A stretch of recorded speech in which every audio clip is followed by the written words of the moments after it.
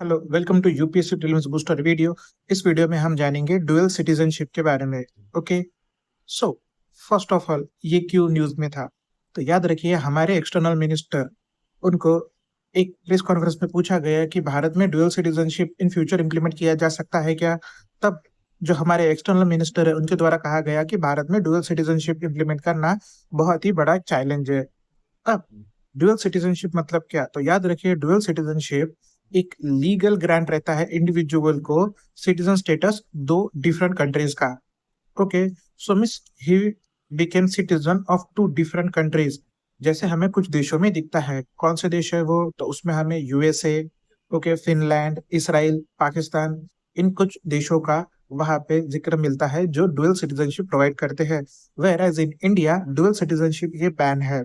Okay, Bharat का संविधान हमें सिंगल सिटीजनशिप प्रोवाइड करता है irrespective of state. Okay, and यहाँ पर एक चीज हमें याद रखना जरूरी है कि भारत में भले ही डुअल सिटीजनशिप बैन है, ओके, बट जो लोग हैं, जो इंडियन ओरिजिन के लोग हैं, जो दूसरे देश में गए और जिन्हें हम आज फॉरेनर ही कह सकते हैं बट वो इंडियन ओरिजिन के हैं, तो उन्हें अगर भारत का सिटीजनशिप चाहिए तो उन्हें एक प्रकार से भारत सरकार द्वारा एक अलग स्कीम के through, okay, somewhat similar to citizenship, हम एक कार्ड प्रोवाइड करते हैं जिसे कहते हैं हम overseas citizen of India. Okay, क्या है नाम उसका? Overseas citizenship of India. ये हम कार्ड प्रोवाइड करते हैं। अब ये किसे मिलता है? तो यह मिलता है जो इंडियन ओरिजिन के पर्सन है, फॉरेन में रह रहे उन लोगों को।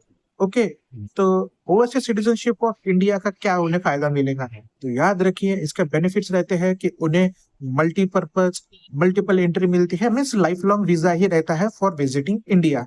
ये हो गया फर्स्ट। सेकंड क्या है?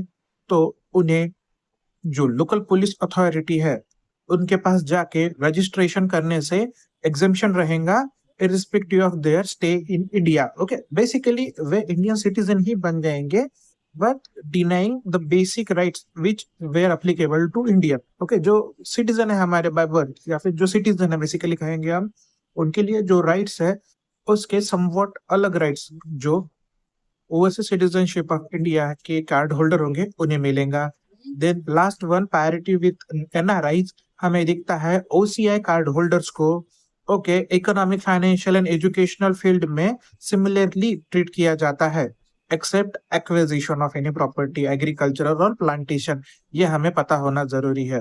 ओके, एक और इम्पोर्टेंट चीज आपको ओसीआई कार्ड होल्डर्स स्कीम से जुड़ी हुई पता होनी चाहिए कि पाकिस्तान और बांग्लादेश, इन दो देशों के नागरिकों के अलावा बाकी सभी देशों के नागरिकों के लिए ये अप्लीकेबल है। ओके, पाकिस्तान और बांग्लादेश के नागरिकों को ओसीआई कार्ड होल्डर एप्लीकेशन के लिए अप्लाई करने की परमिशन नहीं है।